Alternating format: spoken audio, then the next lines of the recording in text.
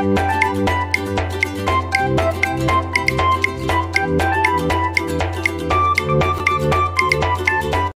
দর্শক, আসসালামু আলাইকুম। খুশ আমদেদ মাহে রমজান। রমজানুল মোবারকের অগ্রিম শুভেচ্ছা। রমজানের ইফতার আইটেম রেসিপি নিয়ে চলে আসলাম। রেসিপিটি হচ্ছে সজনে পাতার বড়া। তৈরি করা খুবই ইজি, ভীষণই হেলদি। অবশ্যই বাসায় ট্রাই করবেন। এই পবিত্র রমজানে আমাদেরও তো ইফতার খেতে ইচ্ছে করে, তো আমরা এই সজনে পাতার বড়া রেসিপিটি তৈরি করতে চলে যাই। চলুন। প্রিয় দর্শক, এখানে দেখতে পাচ্ছেন আমি তরতাজা গাছ থেকে পেড়ে সজনে পাতা নিয়ে নিয়েছি। এখন সজনে পাতাগুলোকে ছিঁড়ে নিব। আমি ছিঁড়ে নেওয়ার পর 1 কাপ সজনে পাতাকে আমি পানি দিয়ে ভালো করে ওয়াশ করে পানি ঝরা দিয়ে নিয়ে এসেছি। এখন এই সজনে পাতাগুলোকে আমি একেবারে মিহি কুচি করে কাটবো। যতটুকু সম্ভব প্রিয় দর্শক, আমরা সজনে পাতাগুলোকে মিহি কুচি করে কেটে নিব। দেখতে পাচ্ছেন প্রিয় দর্শক, আমি কিন্তু বারে বারে কয়েকবারই চেষ্টা করে মিহি কুচি করার চেষ্টা করছি। তো যতটুকু সম্ভব আমরা সজনে পাতাকে মিহি কুচি করে নিব। এই সজনে পাতা কিন্তু সুপারফুড হিসাবে পরিচিত। সজনে পাতা রয়েছে নানা গুণাগুণ, ভিটামিন। আমার অন্যান্য রেসিপিগুলোতে আমি বলে দিয়েছি এগুলোতে কী কী গুণাগুণ ও ভিটামিন থাকে। এখন মিহি কুচি করা সজনে পাতাগুলোকে আমি একটি মিক্সিং বোলে নিয়ে নিব। দেখতে পাচ্ছেন, একটু ছড়িয়ে ছিটিয়ে দিচ্ছি। একটি মাঝারি সাইজের দেশি পেঁয়াজ নিয়ে নিয়েছি। পেঁয়াজটাকে প্রথমে ফালি করে কেটে তারপর আমরা মিহি কুচি করে কেটে নিব। আর কীভাবে মিহি কুচি করে কেটে নিচ্ছি প্রিয় দর্শক, নিশ্চয় আপনারা দেখতে পাচ্ছেন।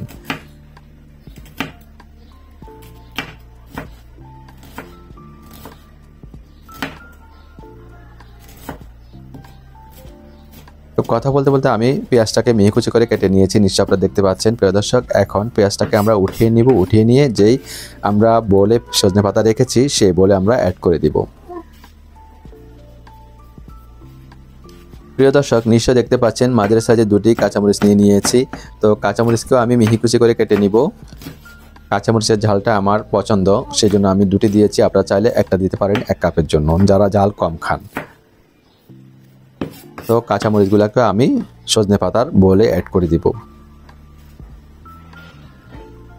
প্রিয় দর্শক, এখানে আমি ধনিয়া পাতা নিয়ে নিলাম। দেখতে পাচ্ছেন 1 চিমটি পরিমাণ ধনিয়া পাতা গাছ নিয়ে নিয়েছি। এখন ধনিয়া পাতাগুলোকে আমি একেবারে মিহি কুচি করে নিব। যতটুকু সম্ভব আমরা মিহি কুচি করে নিব। প্রিয় দর্শক, সজনে পাতার বড়ায় ধনিয়া পাতা কুচি দিলে সুন্দর একটা স্মেল আসবে। আর যারা ধনিয়া পাতার স্মেল সহ্য করতে পারে না তারা স্কিপ করতে পারেন, কোনো সমস্যা নেই। তো প্রিয় দর্শক, নিশ্চয় দেখতে পাচ্ছেন আমি কিভাবে একেবারে মিহি কুচি করে নিলাম ধনিয়া পাতাগুলোকে। এখন ধনিয়া পাতাগুলোকে আমি উঠিয়ে সজনে পাতার যে মিক্সিং বোলে রেখেছি সেখানে ধনিয়া পাতাগুলো একসাথে অ্যাড করে দিচ্ছি। এরপর আমরা এখানে কালো গোলমরিচের গুঁড়ি ক্রাশ করে দিব। আমি 1/4 চা চামচ পরিমাণ কালো গোলমরিচের গুঁড়ি ক্রাশ করে দিচ্ছি। ক্রাশ করে দেওয়াটাই হেলদি। আপনারা চাইলে শিলপাটায় বেটেও দিতে পারেন, সেটাও হেলদি। ব্লেন্ডারে গুঁড়ো করেও দিতে পারেন, তবে ব্লেন্ডারে গুঁড়ো করে দেওয়াটা হেলদি নয়। আমি এখানে ভাজা জিরার গুঁড়ি দিয়ে দিলাম 1/4 চা চামচ পরিমাণ, একদম একটা সুন্দর স্মেল দেবে। হিমালয়ান পিঙ্ক সল্ট দিয়ে দিয়েছি 1/4 চা চামচ। ভালো করে নেড়েচেড়ে উপকরণগুলোকে মিশিয়ে নিব শুকনো অবস্থায়, যাতে খুব ভালো করে মিশে যায়। তো প্রিয় দর্শক, আমরা উপকরণগুলোকে একটু সময় নিয়ে মিশাবো যাতে খুব ভালো করে মিশে যায়। জিরার গুঁড়ি আর লবণ যেন সবগুলো উপকরণের সাথে ভালোভাবে মিশে যায়, সেজন্য একটু সময় নিয়ে মিশাবো। তবে প্রিয় দর্শক, আমরা এখানে প্রেসার দিব না। প্রেসার দিলে কিন্তু পানি কেটে যেতে পারে, সেজন্য আমরা প্রেসার দেব না।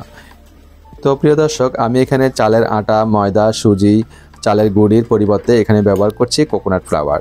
কোকোনাট ফ্লাওয়ারটা নারকেল কুড়িয়ে ব্লেন্ডার করে তারপর দুধ চেপে বের করে নিলেই উচ্ছিষ্ট যে অংশটুকু আছে সেটাই হচ্ছে কোকোনাট ফ্লাওয়ার। এটাকে শুকিয়ে নিতে হবে। তো আমি এখানে 3 চা চামচ পরিমাণ ব্যবহার করেছি।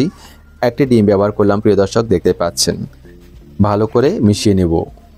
এখন একটু হালকা প্রেসার দিয়ে মেশাবো। এখন মেশালে কোনো প্রবলেম নাই, ডিমটা আমরা বাইন্ডিংসের জন্য দিয়েছি।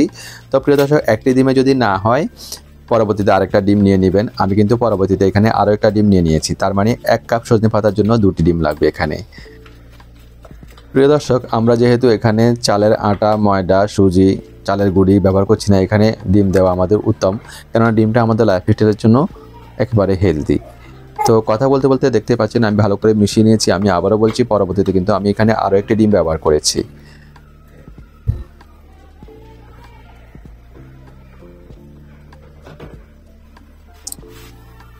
লবণটা একটু চেখে দেখবো, একদমই পারফেক্ট আছে। চুলায় চলে যাব আমরা। এখন চুলায় একটা প্যান বসিয়ে দিয়েছি। প্যানটা গরম হলে আমরা এখানে 2 ক্লোভ বাটার অ্যাড করে দিব, 2 টেবিল চামচ পরিমাণ।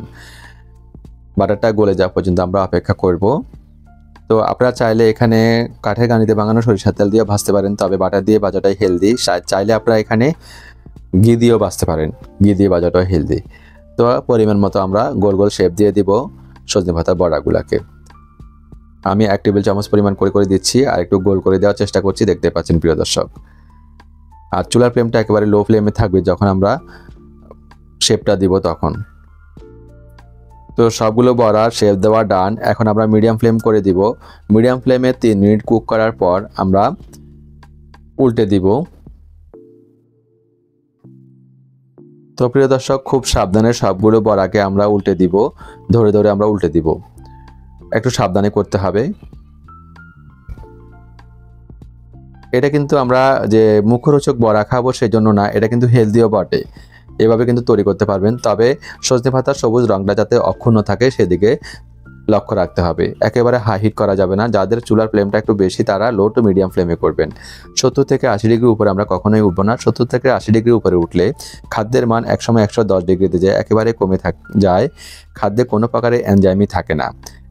এই মেসেজটা আমি কিন্তু আমার প্রায় সব রেসিপিতে বলে থাকি, আপনারা অবশ্যই লক্ষ্য রাখবেন সব সময়। তো প্রিয় দর্শক, কথা বলতে বলতে সবগুলো বড়া আমি উঠে দিয়েছি। এখন আমরা এখানে 1 মিনিট কুক করব। 1 মিনিট পর আমি বড়াগুলোকে চুলা থেকে নামিয়ে নিব। তৈরি হয়ে গেল অসাধারণ স্বাদের আমাদের একটি ইফতার আইটেম বড়া। তো এখন থেকে আমি বিভিন্ন ধরনের ইফতার আইটেম আপনাদের সাথে শেয়ার করব, যেগুলো আমরা যে লাইফস্টাইলে খেতে পারি, ডায়েটে খেতে পারি, ঠিক সে ধরনের রেসিপিগুলো আমি শেয়ার করব। সাথেই থাকবেন। আর কথা বলতে বলতে আমি কিন্তু বড়াগুলো উঠিয়ে নিচ্ছি একটি ডিশে। দেখুন প্রিয় দর্শক, সবগুলো বড়া আমি তৈরি করে ফেলেছি। এটা দেখতে যতটা লোভনীয় লাগছে, খেতে ভীষণই সুস্বাদু এবং হেলদিও বটে। অবশ্যই বাসায় তৈরি করবেন। যারা ডায়েট করছেন তারা খেতে পারবেন, যারা করছেন না তারাও খেতে পারবেন। বাচ্চাদের জন্য তো ভীষণই হেলদি, বাচ্চাদের টিফিনেও দিতে পারবেন। তো আসছে রমজানে ইফতারে এই আইটেমটি আপনারা রাখতে পারেন। তো প্রিয় দর্শক, আমি খেয়ে নিচ্ছি। খেতে খেতে আপনাদের কাছ থেকে বিদায় নিচ্ছি। আর বিদায় নিতে একটি মেসেজ দিব, স্বাস্থ্যকর খাবার খান, নিরাপদ জীবন গড়ুন। Healthy food, safe life. এই মেসেজটি অবশ্যই আপনি স্বজনদের মাঝে ছড়িয়ে দিবেন, আর রেসিপিটি স্বজনদের সাথে শেয়ার করতে ভুলবেন না। তো প্রিয় দর্শক, আজ আর এখানেই বিদায় নিচ্ছি। আমার জন্য সবাই দোয়া করবেন। আল্লাহ হাফেজ।